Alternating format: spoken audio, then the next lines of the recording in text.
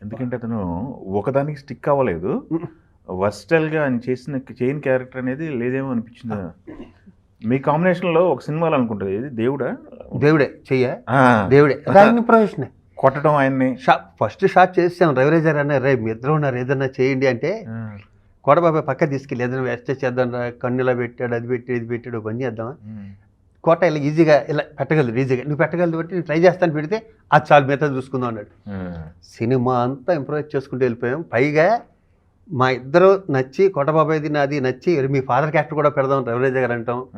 మేము ఇద్దరు అప్పుడప్పుడు కూర్చుని బాబు మోహన్ గారిని ఫాదర్ క్యారెక్టర్ పెట్టి ఇంట్లో వాళ్ళకి ఆయన ఫోటో పెట్టి, ఆయనకి 2 చేతులు ఇలా ఉంటాయి.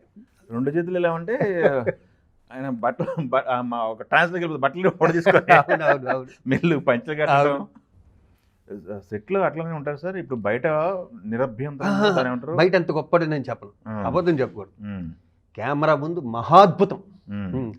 కెమెరా వెనకాల సెటైర్లు ఉంటాయి, కొంచెం ఒక్కొక్కసారి హర్ట్ అవుతారు. నాలాంటి హర్ట్ చేయడు, హర్ట్ అవుతారు, చిన్న చిన్నవి ఉంటాయి, అన్నీ ఉంటాయి.